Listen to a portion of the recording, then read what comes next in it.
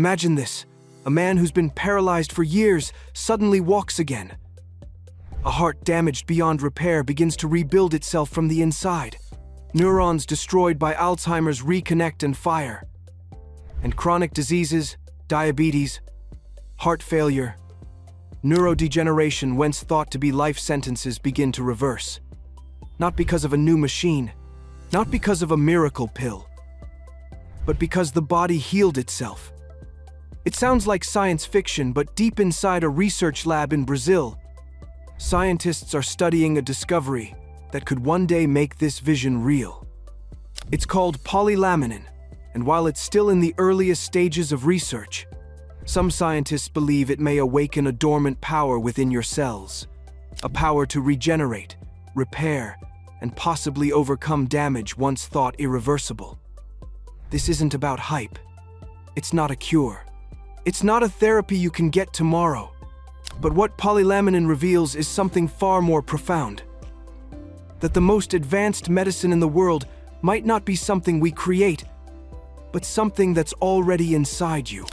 For over a century, medicine has followed one guiding principle: intervention. When the heart fails, we implant. When joints wear out, we replace. When cells turn cancerous, we cut, burn, or poison them. These approaches save lives, but they share one flaw. They don't restore the body. They compensate for what's lost. We patch, we replace, we suppress. But we rarely stop to ask the deeper question: why did the body lose this ability in the first place? Here's something most people don't know. Your body once could do many of these things on its own. It could rebuild. It could regenerate. It could repair damage so seamlessly you'd never even know it happened. If it once could, maybe it still can. And that idea that healing isn't something we must add to the body, but something we must reactivate, is at the heart of what polylaminin represents. Every one of your 37 trillion cells carries an ancient blueprint, not just for its daily work, but for repair. We see this most clearly at the beginning of life.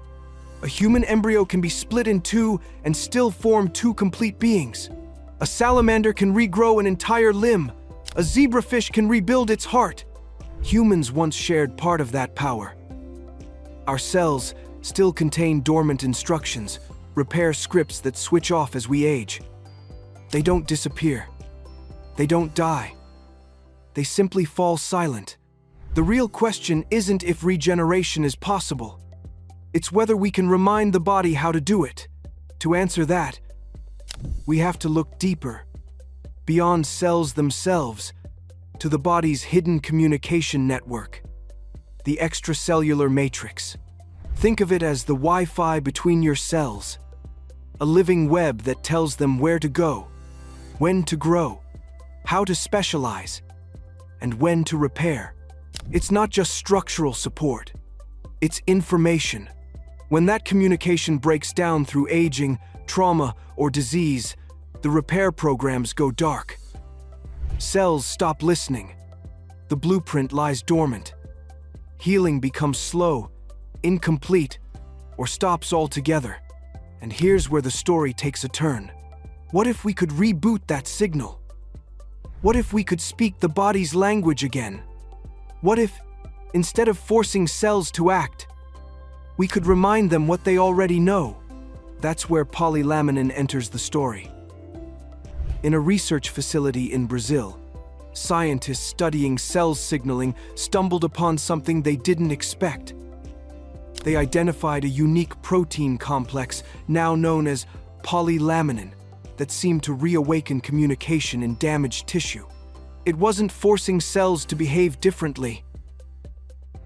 It wasn't overriding biology. It was acting like a message, a molecular text sent directly into the body's network, telling cells how to organize, coordinate, and repair themselves. And then something remarkable happened. In early experiments, stem cells began to wake up. Structural support systems reorganized. Silent signaling pathways lit up again, some for the first time in years. It was as if the cells had remembered something ancient, a forgotten script for how to heal. And here's the most striking part. Researchers weren't trying to fix the tissue. They simply provided the signal. The body did the rest. What they discovered next stunned even them. If this principle holds, if polylaminin and molecules like it can truly restore cellular communication, then this isn't just a breakthrough in healing. It's a complete rewrite of medicine itself. Because suddenly, we're not talking about replacing tissue. We're talking about instructing it. We're not talking about suppressing disease, but teaching the body to resolve it at its root. We're not talking about slowing aging, but about repairing as we age. Right now, more than 5.4 million people in the U.S. live with paralysis. Over 6 million suffer from heart failure.